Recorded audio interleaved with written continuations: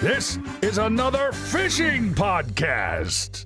You had mentioned your final regular season event, and I was fortunate enough to be able to film you that whole event, and that was really a treat on Saginaw Bay in Michigan. So this is stage 7. I pulled up some photos from that here. So this is stage 7 of the Bass Pro Tour, your final regular season event here. Just kind of go through your preparation for that tournament. Like you really found a heck of a spot. A few, I guess that flat had a few little pods on there. More than they weren't little. They're sizable pods of smallmouth. Go through that, preparing for it, and then go through that event. Yeah, well, this whole season is, I made the announcement it's going to be my last season on tour, and you really want to win. And, the season flew by, and it's like each tournament, man, this is the last time I'm going to compete on, the Kissimmee chain or Lake Murray or, they just kept falling like dominoes. And I had really put Lake St. Clair and Saginaw Bay, you got an asterisk by them on the calendar because those are two home bodies of water in the state of Michigan. The difference is I've got a ton of experience on St. Clair and almost none on Saginaw Bay. Like the last time I fished Saginaw Bay before this event was that spinnerbait video I did with Appleton in 1992. So, it's 30 years later. And that just goes to show you how good St. Clair is, because I spend a lot of time going over there. But, St. Clair was a disappointment because I thought I'd have an opportunity to do well and maybe have a chance to win, and I didn't make it happen there. And I just didn't have a lot of high hopes for Saginaw just because I don't have any history. So I made a scouting trip over there before the off limits in June. And, I fished that area. I fished a lot of different areas, but I didn't find a whole lot. The water levels had really dropped. 2 years ago, that place was unbelievable. And I hadn't been there, but a lot of friends had, and, people tell me stories about it. That water level was up another 3 feet, and it just flooded a lot of those back marshes, and the largemouth fishing just exploded. Like, ton of fish, all the tournament there would take 20 pounds of largemouth for a 3-hour night tournament.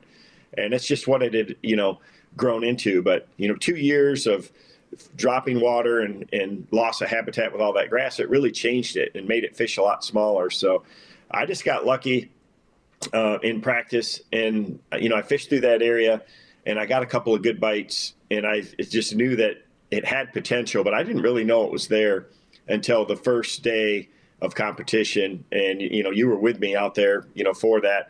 And it didn't take long, and it really went down. And, the first day was flat calm, and you can see there it's pretty rough that day. And that picture, Saginaw Bay is a beast. It can be brutal, but, that whole week was highly emotional, highly stressful. I knew that once after that first day that we fished out there, I knew that if I managed it correctly, that I'd potentially have a chance to win the event. And it was almost a fairy tale. It came down to that last day, but, when the wind switched out of the east and just blew so hard into that area and just really muddied it up and churned it up. I knew an hour in when we didn't get a single bite out there that, I was going to have to make that adjustment and catch largemouth. And I thought I could, but unfortunately, Matt Becker had that storybook, day, and he really caught him. And that's the end of it. It's just the way it went down. So I finished second, but it was a great week, but not what I was really hoping for. You couldn't script it. I don't know whose phone's ringing here, but well, you're a busy man. I completely understand. But it was. I really thought, that this was gonna. And I never expected it going in that week. I just never. The day before the tournament started, I never would have dreamed that it would have worked out like that. But going into that final day, there was no doubt in my mind that we weren't going to go out there and just rip them. I mean, I thought we'd have another good day. And how fitting is it after 33 years of, competing against Mother Nature and having a lot of success that, she got me back on that final day. It's very, very fitting. But we gave it everything we got. I mean, right to the end. I know it was rough as heck and put you through some pretty tough boat rides that week. We did a lot of scrambling around, but it was a lot of fun too. I mean, me, you, and the official each day. It's just it. I mean, you capture it on camera, but there's nothing like being there in person. And I know you felt the tension, you felt the stress, you felt the emotion yourself there because you can't. It's the magnitude of what was on the line for that event. It was everything. And it was disappointing in the end, but you saw by my reaction, it's like I wasn't mad or hurt or disappointed. Obviously you're disappointed, but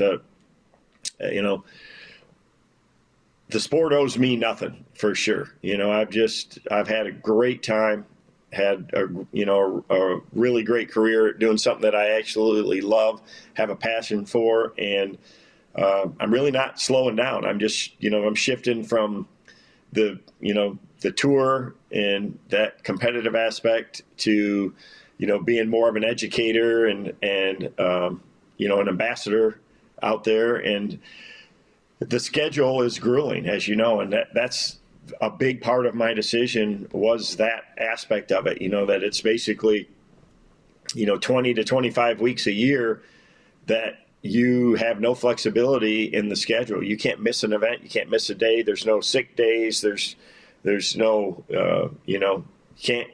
there's no rain delays. There's not, you got to be out there. You got to be at your best at all the times. And,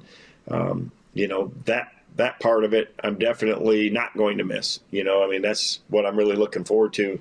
A lot of people have said, well, do you want to come back and commentate or, do you want to travel to the events and help out? And that's the schedule that I'm, trying to get away from. So that's why I really looking forward to, starting my own show and just on my own time clock and really working for the things that I really truly love and have a passion for. Well, I want to tell you too, that tournament, that whole week, as a fan of competitive bass fishing, I wanted to be a professional bass fisherman when I was growing up, and so to be documenting that day, your final event, I felt like I had a real responsibility for the sport to do the best damn job I could, to be honest with you, dude. And that last day was so physically taxing. It was so rough. It was raining. My rain gear had failed. And for 5 hours, I was completely soaked. But, especially when you were wrapping up, you're doing your final soundbite at the end of the day, and it was rough. And I was like, Greg, you have got to hold this shot steady, because this is history right here. And I really, in some weird way, I was just like, I owed it to you, and it was special, dude. Yeah, I hated to do it, but like with 15 minutes to go, I told you, I said, man, if we don't make this run down to that rock pile and go through the 5-foot waves again, I said it'd be like giving up. And I know it wasn't easy for you or the official to do, but I'd have thought about that forever for the rest of my life if I didn't do that. And yeah, we went down there and it didn't work out. And, I ended up finishing second, and it was one of those days where Mother Nature was relentless. I've fished through a lot of rough stuff and storms and lightning and that, and there wasn't any lightning. So it's not like it was unsafe from that standpoint, but just sheer wind and driving rain. We sat in it for 5 or 6 hours. It just didn't even let up. Just to keep the camera going, it was a monumental task. And I mean, and that thing isn't easy. I mean, those things, it weighs 25 pounds. To have that on your shoulder all day in that kind of rough water, it's I'm sure you were glad at the end of the event to get that off of there, because it's just brutal. It was one of those days where it wasn't fun, but the level of intensity, the sheer emotion, and I was wore out too. I mean, there's no doubt. I mean, just because it wasn't going well, and that I lost the lead. I mean, mentally, that is extremely, draining. And to keep up your focus and their pace and the intensity, it's not easy to do. But that's what I live for, man. And I love, you kill to be in that type of moment and to have an opportunity like that. And you don't want to let it slide by. A lot of people say, well, man, you're the ultimate closer. Well, you know what? I did everything that I could do, and it was just out of my hands. And that day, I physically tried everything. We made a lot happen, but in the end, I just could not make it work unless we could get on those big smallmouth. And we gave it everything we got. We battled through it, and what a lot of highs and lows that week. Overall, though, really special week.